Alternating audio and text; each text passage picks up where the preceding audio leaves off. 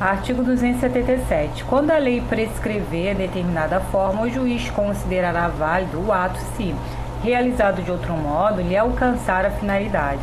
Artigo 278. A nulidade dos atos deve ser alegada na primeira oportunidade em que couber a parte falar nos autos, sob pena de preclusão. Parágrafo único. Não se aplica o disposto no caput às nulidades que o juiz deva decretar de ofício, nem prevalece a preclusão provando a parte legítimo impedimento. Artigo 279. É nulo o processo quando o membro do Ministério Público não for intimado a acompanhar o feito em que deva intervir. Para primeiro, se o processo tiver tramitado sem conhecimento do membro do Ministério Público, o juiz invalidará os atos praticados a partir do momento em que ele deveria ter sido intimado. Parágrafo segundo, a nulidade só pode ser decretada após a intimação do Ministério Público, que se manifestará sobre a existência ou a inexistência de prejuízo. Artigo 280. As citações e as intimações serão nulas quando feitas sem observância das prescrições legais. Artigo 281. Anulado o ato, consideram-se de nenhum efeito todos os subsequentes que dele dependam. Todavia, a nulidade de uma parte do ato não prejudicará as outras que dela sejam independentes. Artigo 282. Ao pronunciar a nulidade, o juiz declarará que atos são atingidos e ordenará as providências necessárias a fim de que sejam repetidos ou retificados. Parágrafo primeiro. O ato não será repetido, nem sua falta será suprida quando não prejudicar a parte.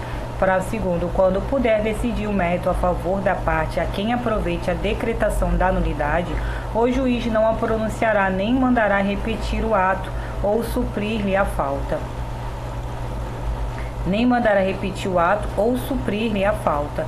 Artigo 283. O erro de forma do processo acarreta unicamente a anulação dos atos que não possam ser aproveitados, devendo ser praticados os que forem necessários a fim de se observarem as prescrições legais.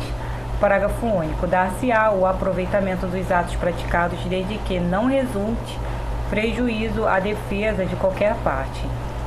Título 4. Da distribuição e do registro. Artigo 284. Todos os processos estão sujeitos a registro, devendo ser distribuídos onde houver mais de um juiz. Artigo 285. A distribuição, que poderá ser eletrônica, será alternada e aleatória, obedecendo-se rigorosa igualdade. Parágrafo único. A lista de distribuição deverá ser publicada no Diário de Justiça. Artigo 286. Serão distribuídas por dependência as causas de qualquer natureza. Inciso 1. Quando se relacionarem por conexão ou continência com outra já ajuizada.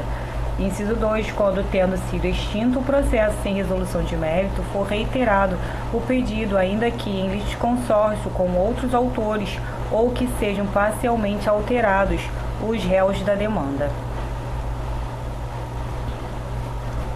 Inciso 3. Quando houver ajuizamento de ações nos termos do artigo 55, parágrafo 3º, ao juízo prevento. Parágrafo único.